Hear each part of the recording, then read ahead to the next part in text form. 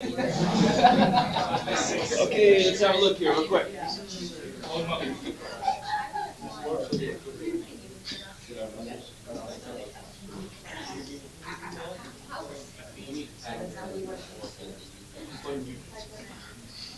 Okay, let's simplify this quotient, right? 0. So we gotta, what are we gonna do? Cancel stuff. So we're gonna cancel stuff, but very first thing we're probably gonna do here is what? Factor it. We wanna write everything in factor form, right? So we've got then, let's break up all these parts. So what does this factor into? X minus 7 times X plus 4. Okay, it's a magic number issue, right? So we get x minus 7 times x minus 4. Bottom is already factored into negative x divided by, how about this? Negative 4 plus X, okay, minus 4, I heard it, x plus 3, right? Divided by, what can I do there? take out the negative 3x. Okay, I can pull out a negative 3x, and I'm left with X plus x plus 1. Okay. So before we do anything, right, if we have, in either of these two fractions, I've got this rational expression divided by this one. I have to take the individual rational expressions and say, are there any values of x for this expression to even exist? Are there any values of x we have to exclude? 0. 0, right? So from this one, we know that we're going to get x cannot equal 0. Okay, how about from this one? Negative 1 and 0. Okay, so I get 0, which is already taken care of, and then I need to add to my list a negative 1.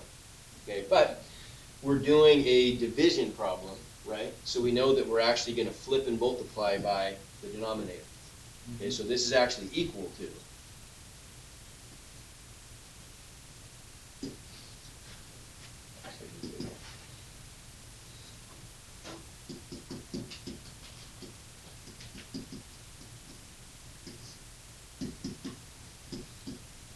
Times. Yep. I'm going to flip this guy, right? Yep.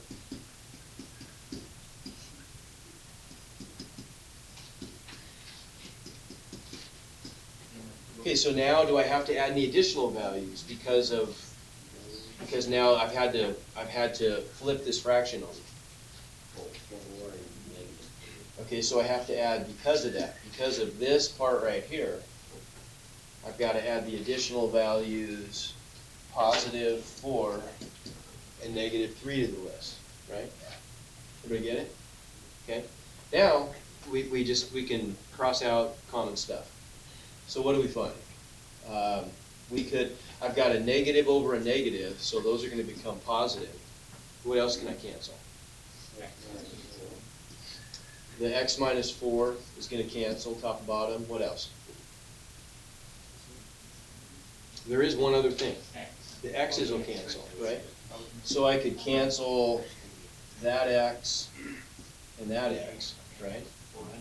And so what do I end up with then? So my final answer would just look like, on the top, I've got the 3, let's pull the constant out front of everything, right? And if it were negative, I'd want to put the negative out in front, right? So I've got a positive 3 times x minus 7 times x plus 1 divided by, on the bottom, everything's gone except the x plus 3. Okay, make sense? Okay, no big deal, right? We got that? Okay, let's do a hard addition subtraction one. How about?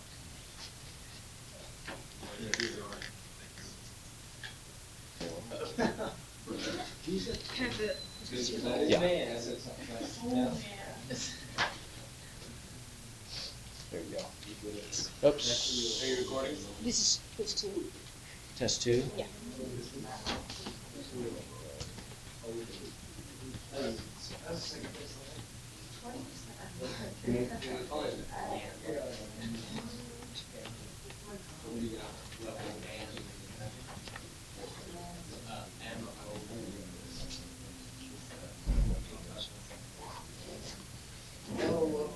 Okay. Okay, so what about this one then? We want to, first of all, we want to factor, tops are already factored, but we've got to factor denominators, right? So this first one, what about that one? There's nothing I can factor out directly, but it's a two-term polynomial, so we gotta look for a, Isolate X. no, factor it. Fine. Magic numbers. Oh, two numbers. What's that one? Okay, now throw out, if you think you know it, throw something out. But I want you, don't, just say, if you think you got it, I wanna hear it. But what's the approach gonna be on this? If we're trying to factor a two-term polynomial, Difference of squares. it's gotta be difference of squares, doesn't it, right? So we wanna see if we can write that as something squared minus something squared. Well, that's a two, what's this gonna be? 3x. 3x, okay, so that helps us. Then I've got a squared minus b squared, which factors into A plus B times, A minus B. there you go. So there's, we factored the first term, right? And on top, we've got a negative 3. Now, what about the other one? That one, I could just take something out. X. I can pull out an x, good. And then that leaves me with, 3x minus 2. okay, so then we need to figure out what values of x do we have to exclude. So what do we got? What value of x gets excluded for that factor? Negative 2/3. Negative 2/3, right? So x cannot equal negative 2/3. How about for that one, which is also that one? 2/3 and 0. Good, and then finally this one right here would be 0, good. So now what's my LCD gonna be in this case? Almost, yeah. Just multiply. So what's the, no, we can do this pretty easily. What's gonna be the shortest list of factors that's gonna include those two at least and those two at least? I'm gonna need, okay, I'm gonna need a 3x plus 2 and a 3x minus 2, and that accounts for that one, and that one. But then I also need X. x.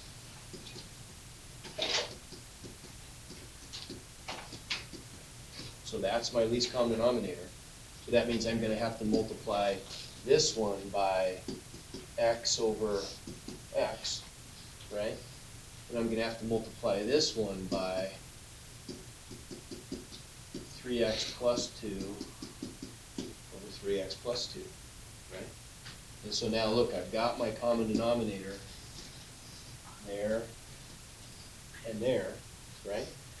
So this whole thing is equal to some stuff on the top, but on the bottom, I've got my common denominator of x times 3x minus 2 times 3x plus 2. So then what do I get from, so what do I get from here? Well, just negative 3x plus, what do I get here? Negative 12x. Negative 4 times 3x plus 2. And now I just simplify the top of the whole thing.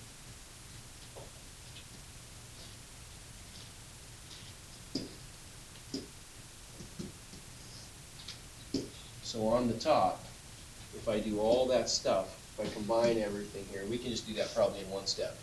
I'm going to get a negative 3x minus 12x, right? If I distribute the negative 4 minus 8, all divided by my common denominator that I already have.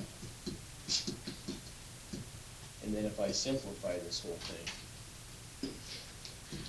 on the top I'm going to get negative 15x minus 8 divided by That. all that stuff, right? Is the top factor? Doesn't, does it? No. So I'm not going to be able to cancel anything. So that's my answer, negative 15x minus 8 divided by all that stuff. You don't have to expand it out. Well, I mean, you do right now until I get the problems fixed. So if you're working on them now, you do have to expand. Okay. But once I get them fixed, you won't. Okay, make sense? All right. So almost.